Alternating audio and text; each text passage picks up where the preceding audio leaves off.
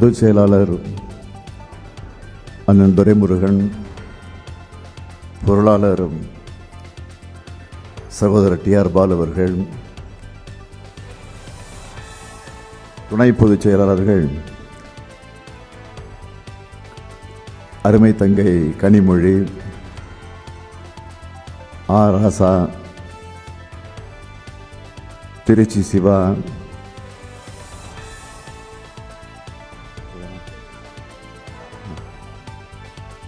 மூப்பே சாமிநாதன் மற்றும் தேர்தல் அறிக்கை தயாரிப்பதற்கு பாடுபட்டிருக்கக்கூடிய குழுவினர்கள், வருகை தந்திருக்கக்கூடிய நம்முடைய கழக தோழர்கள், குறிப்பாக பத்திரிகை ஊடகத்துறை சார்ந்த நண்பர்கள் அனைவருக்கும் என்னுடைய அன்பான வணக்கம்.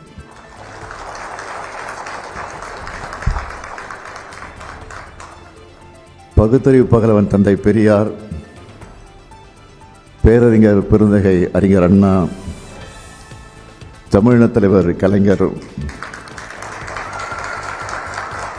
உருவாக்கி தந்த பாதையில் கொள்கை தடம் மாறாமல் திராவிட முன்னேற்றக் கழகத்தை தலைமை பொறுப்பிலிருந்து வழிநடத்தி 6வது முறையாக கழகத்தை ஆட்சியில் அமர வச்சு திராவிட மாடல் என பெயரிட்டு தமிழ்நாட்டை வளர்ச்சி பாதையில் நடைபெற வச்சு தமிழ்நாட்டை முதன்மை இடத்திற்கு நான் கொண்டு வந்திருக்கிறேன். இந்த பெருமித உணர்வோடு 2026ஆம் ஆண்டு தமிழ்நாடு சட்டமன்றத்தின் 17வது சட்டப்பேரவைத் தேர்தலுக்கான எங்கள் வாக்குறுதியை நான் வெளியிடுகிறேன். நடைபெற இருக்கிற தேர்தலில் வெற்றி பெற்று 7வது முறையாக ஆட்சி அமைக்க இருக்கிறது திராவிட முன்னேற்றக் கழகம். இந்த நம்பிக்கை கழகத்தினருக்கு மட்டுமல்ல, ஒட்டுமொத்த தமிழ்நாட்டு மக்களுக்கும் இருக்கு.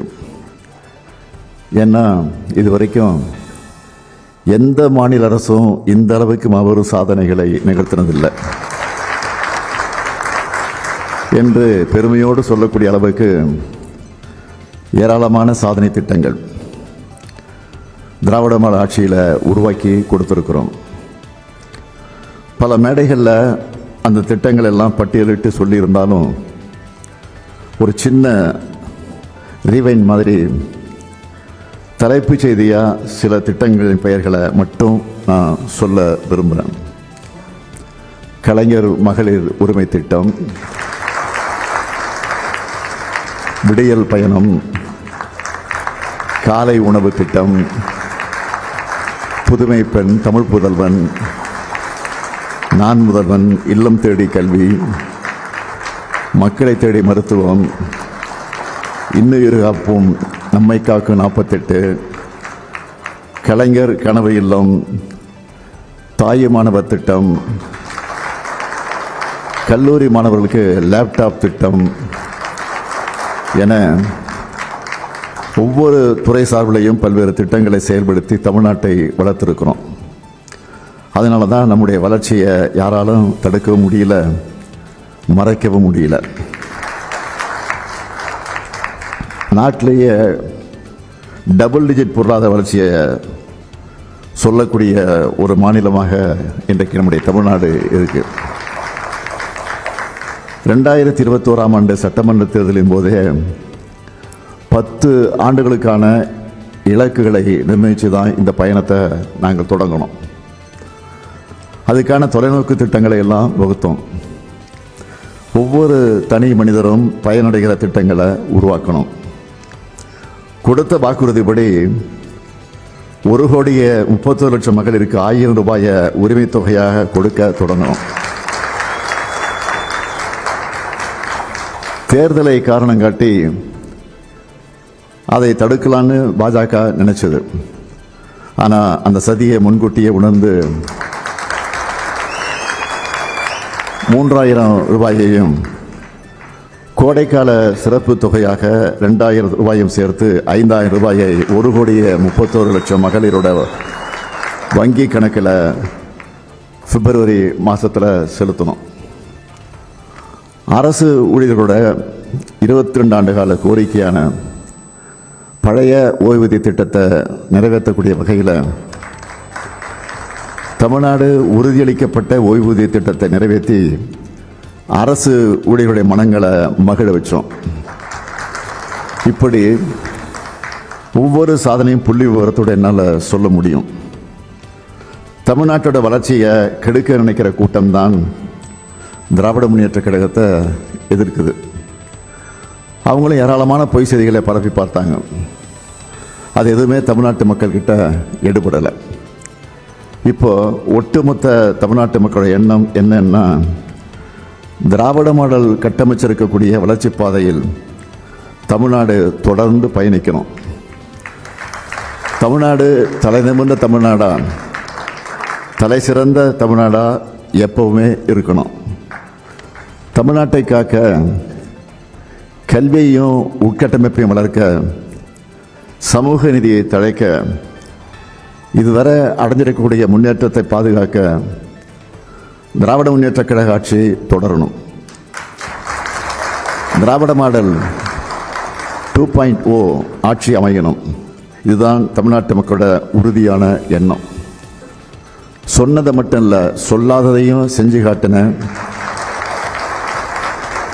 கடந்த 5 ஆண்டுகளோட திராவிட மாடல் சாதனைகளை விஞ்சக்கூடிய அளவுக்கு திராவிட மாடல் 2.0 இருக்கு.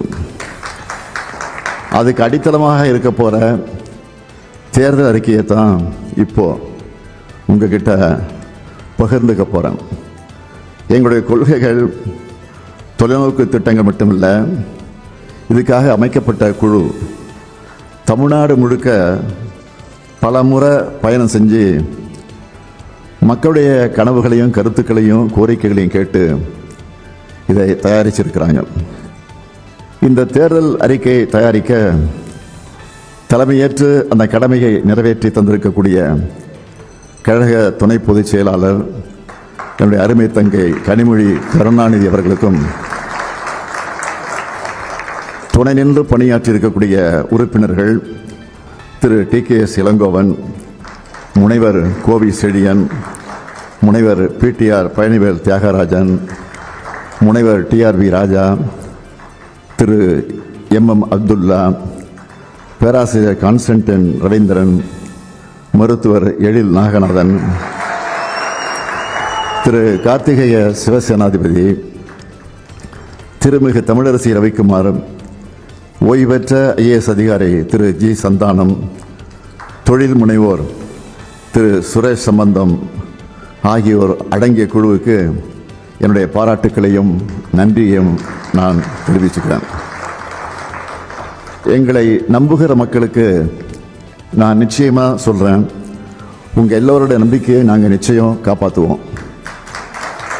இந்த உறுதியோடு தேர்தல் அறிக்கையில் சொல்லப்பட்டிருக்கக்கூடிய வாக்குறுதிகளில் எல்லாமே முக்கியமான வாக்குறுதிகள் தான். நேரத்தின் அருமை கருதி முக்கியமான சிலவற்றை மட்டும் சுருக்கமாக தலைப்பு செய்திகளாக நான் அறிவிக்கிறேன். முதல் வாக்குறுதி, இதுவரை 1 முதல் 5ஆம் வகுப்பு வரை படிக்கும் 19 லட்சம் குழந்தைகளுக்கு முதலமைச்சரின் காலை உணவு திட்டத்தில் காலை உணவு வழங்கணும். திராவிட மாடல் 2.0 ஆட்சியில் கூடுதலாக 15 லட்சம் மாணவர்கள் பயன்பெறும் வகையில் முதலமைச்சரின் காலை உணவு திட்டம் முதலமைச்சரின் காலை உணவு திட்டம் 8ஆம் வகுப்பு வரை விரிவுபடுத்தப்படும்.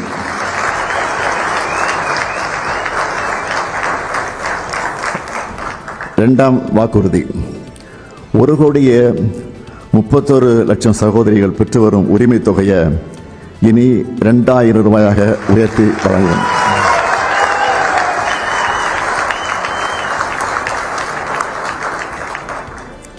மூன்றாவது வாக்குறுதி, இலவச மின்சாரம் பெறும் 20 லட்சத்திற்கும் மேற்பட்ட விவசாயிகளுக்கு எந்தவித மீட்டரும் பொருத்தப்படாத நவீன மின்சார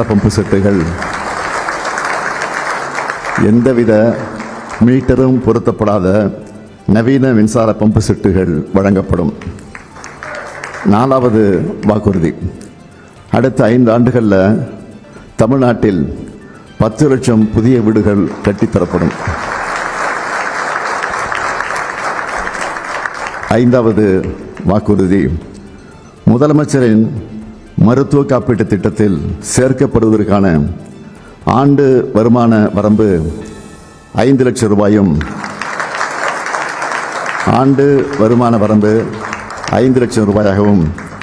காப்பீட்டுத் தொகை 10 லட்சம் ரூபாயாகவும் உயர்த்தப்படும். 6வது வாக்குறுதி, உயர்கல்வி சேர்க்கை அதிகரிக்க புதுமை பெண் தமிழ் புதல்வன் திட்டத்தின்படி மாதந்தோறும் வழங்கப்பட்டு வரும் 1000 ரூபாய் இனி 1500 ரூபாயாக உயர்த்தி வழங்கப்படும். 7வது வாக்குறுதி, நெல் கொள்முதல் விலை குவிண்டால் ஒன்றுக்கு 3500 ரூபாயாக உயர்த்தி வழங்கப்படும். கரும்பு கொள்முதல் விலை டன் ஒன்றுக்கு 4500 ரூபாயாக உயர்த்தி வழங்கப்படும். 8வது வாக்குறுதி, பால் கொள்முதல் விலை லிட்டர் ஒன்றுக்கு 5 ரூபாய் உயர்த்தப்படும். 9வது, முதியோர் உதவித்தொகை 1200 ரூபாயிலிருந்து முதியோர் உதவித்தொகை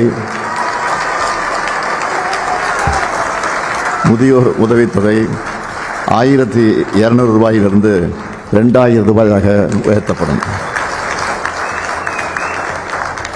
மாற்றுத்திறனாளிகளுக்கான உதவித்தொகை 1500 ரூபாயிலிருந்து 2500 ரூபாயாக உயர்த்தப்படும். 10வது, மீன்பிடி தடைக்கால சிறப்பு நிவாரணத் தொகை 8000 ரூபாயிலிருந்து 12000 ரூபாயாகவும், மீன்பிடி குறைவுகால சிறப்பு நிவாரணத் தொகை 6000 ரூபாயிலிருந்து 9000 ரூபாயாகவும் உயர்த்தி வழங்கப்படும். 10வது அறிவிப்பு, அன்னை தமிழை போற்ற பன்னாட்டு தமிழறிஞர்களையும் மொழி வல்லுநர்களையும் வல்லுநர்களையும் கொண்டு செம்மொழி மாநாடு சென்னையில் நடத்தப்படும். 12வது, ஒன்றிய மாநில உறவுகள் குறித்து ஆராய தமிழ்நாடு அரசால் அமைக்கப்பட்ட நீதியரசர் குரியன் ஜோசப் தலைமையிலான அறிக்கையை நாடு முழுவதும் விவாதப் பொருளாக்கி மாநில அரசுகளின் உரிமைகளை நிலைநாட்டும் அனைத்து நடவடிக்கைகளையும் மேற்கொள்வோம். 13வது, சுய உதவிக்குழு உறுப்பினராக இருக்கும் பெண்கள் தொழில் முனைவராக முன்னேறிடும் வகையில் பிணை எதுவுமின்றி 5 லட்சம் ரூபாய் வரை மானியத்துடன் வங்கிக் கடன் உதவி வழங்கப்படும். 14வது, பேரிடர்கால இழப்பீடுகளாக இரவை பாசன பயிர்கள் மற்றும் நெல் பயிர்களுக்கு ஹெக்டேர் ஒன்றுக்கு 25000 ரூபாயாகவும், நீண்டகால பயிர்களுக்கு 27000 ரூபாயாகவும், மானாவாரி பயிர்களுக்கு 12000 ரூபாயாகவும் உயர்த்தி வழங்கப்படும். 15வது, மாவட்டங்கள் முதல் வட்டங்கள் வரையிலான அரசு மருத்துவமனைகளில் டயாலிசிஸ் சிகிச்சைக்கான கருவிகள் 2 மடங்காக்கப்படும். 16வது, அரசு ஊழியர்கள் ஆசிரியர்களுக்காக அறிவிக்கப்பட்ட தமிழ்நாடு உறுதியளிக்கப்பட்ட ஓய்வூதிய திட்டம் சிறப்பாக செயல்படுத்தப்படும். 17வது, ஒன்றிய அரசின் 8வது ஊதியக்குழு அறிக்கையை ஒன்றிய அரசு செயல்படுத்தியதும் அதனை மாநில அரசு ஊழியர்கள் ஆசிரியர்களுக்கு செயல்படுத்த குழு அமைக்கப்படும். 18வது, அரசு அமைப்புகளில் ஏற்படும் 1,50,000 காலி பணியிடங்கள் கால தாமதமின்றி நிரப்பப்படும். 19வது, அரசு அலுவலர்கள் மற்றும் ஆசிரியர்களுக்கான பதவி உயர்வுகள் உரிய நேரத்தில் கிடைக்க நடவடிக்கை எடுக்கப்படும். 20வது, உயர்கல்வி பயிலும் 35 லட்சம் மாணவர்களுக்கு 5 ஆண்டுகளுக்குள் மடிக்கணினி வழங்கப்படும்.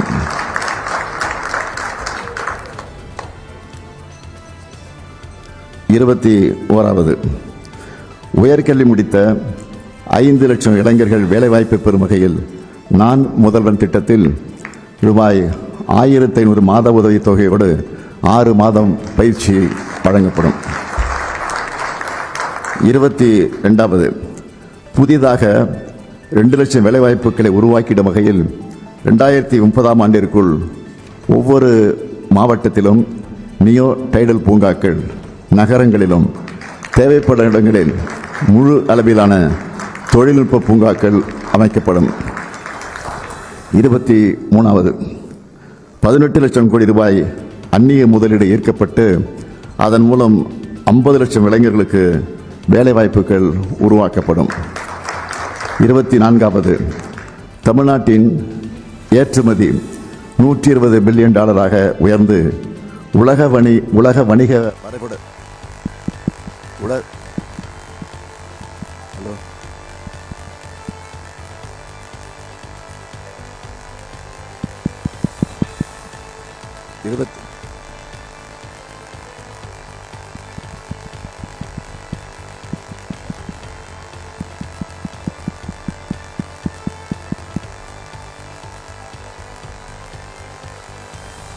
ஹலோ ஹலோ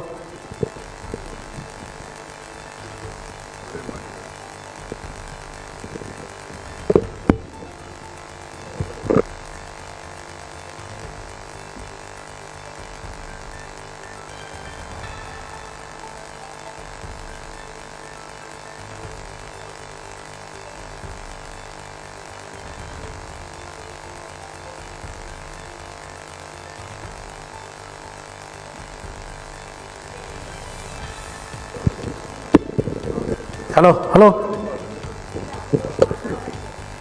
கேட்குதா? 24வது, தமிழ்நாட்டின் ஏற்றுமதி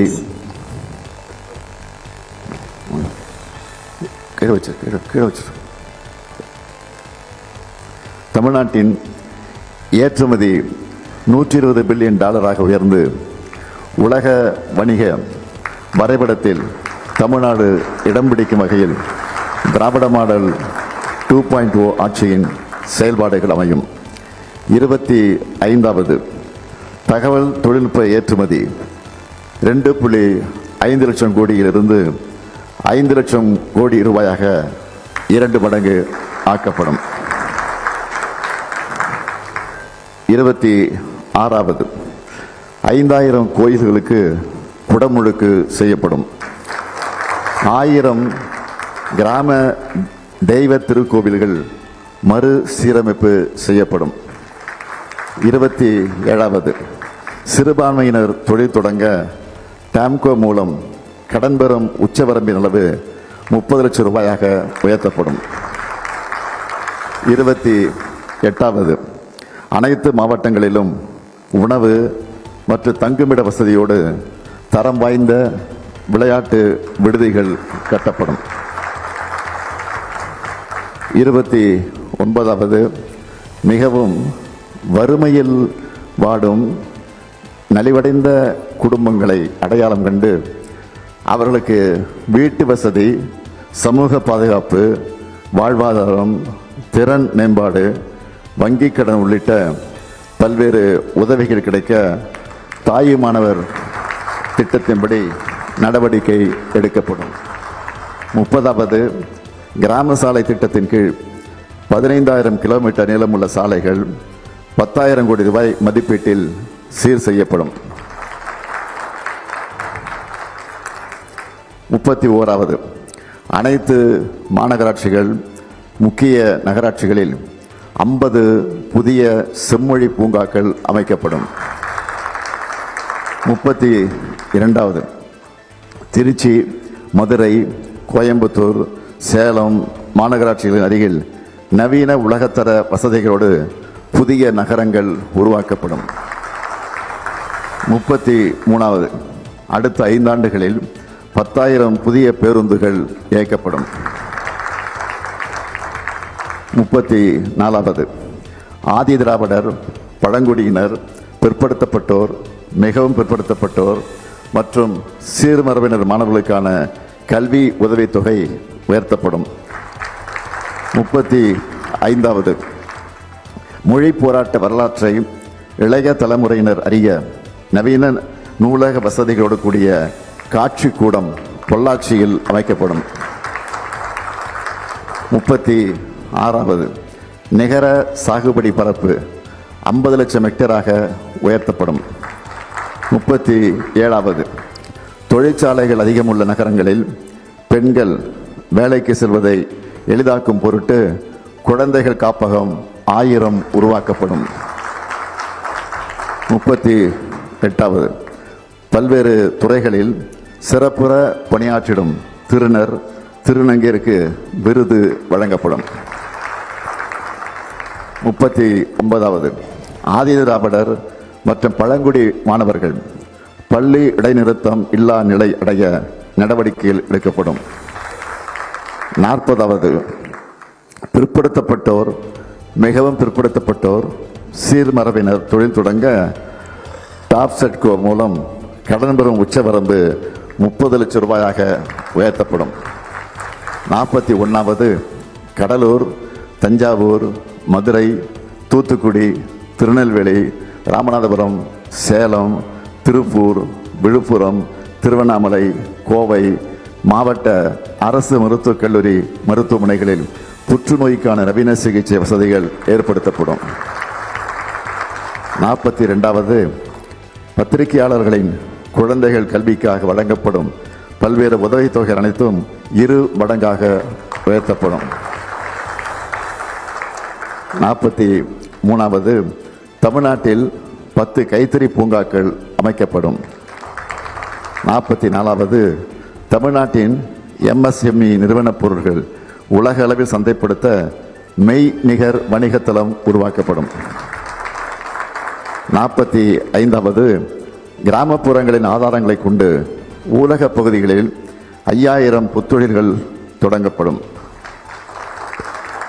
46வது, கூடைப்பந்து, கைப்பந்து, பேட்மிண்டன், தற்காப்பு கலை, வாள்வீச்சு விளையாட்டுக்கான பல்நோக்கு வசதி கொண்ட உள் விளையாட்டு அரங்குகள் அனைத்து மாவட்டங்களிலும் இருப்பது உறுதி செய்யப்படும். 47வது, மீனவர்கள் தங்களின் வருவாயை பெருக்குவதற்கு தேவையான நவீன உட்கட்டமைப்பு வசதிகள் மீன்பிடி துறைமுகங்கள் மற்றும் மீன் இறங்கு தளங்களில் ஏற்படுத்தி தரப்படும்.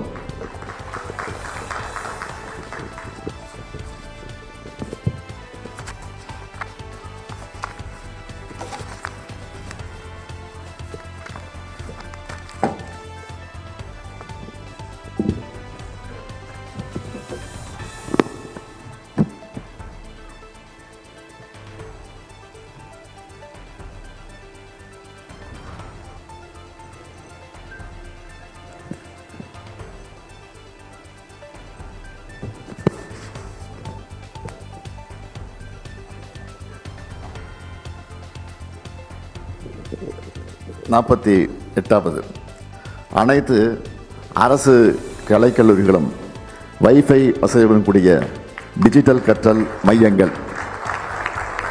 49வது, அனைத்து சட்டமன்ற தொகுதிகளிலும் முதல்வர் படைப்பகங்கள் அமைக்கப்படும். 50வது, நம் இல்லங்களின் அரசியலான மகளிரை மகிழ்விக்க முக்கியமான வாக்குறுதி. நல்லா கவனிங்க. 50வது, நம் இல்லங்களின் அரசியலான மகளிரை மகிழ்விக்க முக்கியமான வாக்குறுதி. நல்லா கவனிங்க. இல்லத்தரசிகள் தங்களுடைய வீட்டுக்கு தேவையான washing machine, TV, grinder, fridge,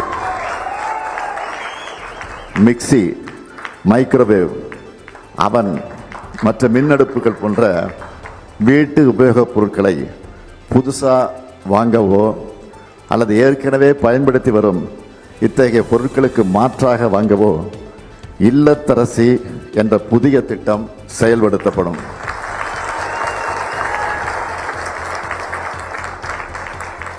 இதெல்லாம் மறுபடியும் படிக்கிறேன் கேட்டுங்க. நம் இல்லங்களின் அரசிகளான மகளிரை மகிழ்விக்க முக்கியமான வாக்குறுதி.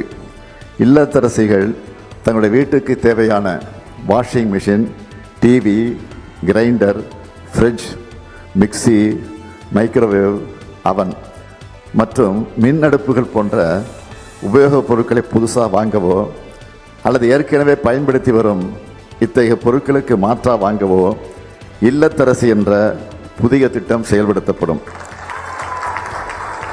இந்த திட்டத்தின் கீழ் வருமான வரி செலுத்தாத குடும்பங்களின் இல்லத்தரசிகள் அனைவருக்கும் அவர்கள் வசிக்கும் பகுதியில் உள்ள கடைகளில் இந்த பொருட்களை வாங்கி கொள்ளும் வகையில் ஒவ்வொரு குடும்பத்துக்கும் இந்த பொருட்களை வாங்கி கொள்ளும் வகையில் அவர்கள் வசிக்கும் பகுதியில் உள்ள கடைகளில் ஒவ்வொரு குடும்பத்துக்கும் தலா 8,000 ரூபாய் மதிப்பிலான கூப்பன் வழங்கப்படும்.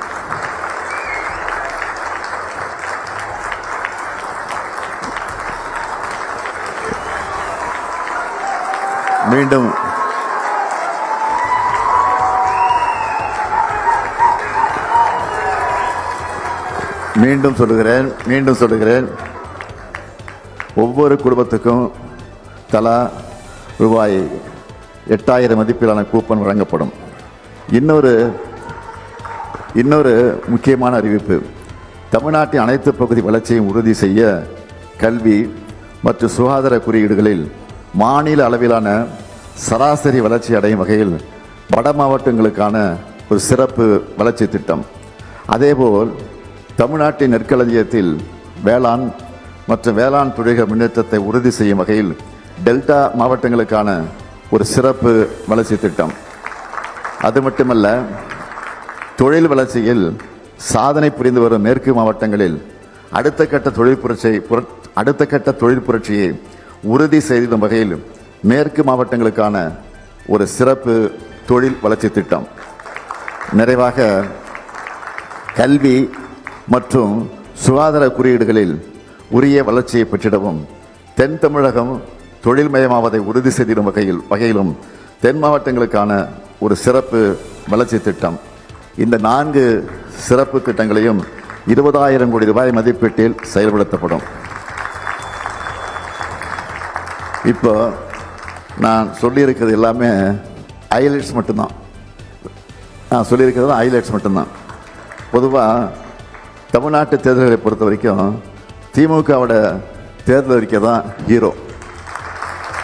இப்போ திராவிட மாடல் 2.0க்கான இந்த தேர்தல் அறிக்கை சூப்பர் ஸ்டாராக களமிறங்கியிருக்கு. திராவிட மாடல் 2.0ல் 200 தொகுதிகளுக்கு மேலே வெற்றி உறுதி. மீதமுள்ள வாக்குறுதி கணத்தையும் ஊடக நண்பர்களும் களத்தில் களமாடக்கூடிய உடன்பிறப்புகளும் சமூக வலைத்தளங்களில் இயங்கக்கூடிய தோழர்களும் அனைத்து மக்களும் கொண்டு சேர்க்கணும்னு நான் கேட்டுக்கிறேன். மாபெரும் மக்கள் சாசனமான இந்த தேர்தல் அறிக்கையில் இடம்பெற்றுள்ள அனைத்து வாக்குறுதிகள் சட்டங்களாகவும் மாபெரும் திட்டங்களாகவும் மாறும். வெல்வோம் ஒன்றாக. நன்றி, வணக்கம்.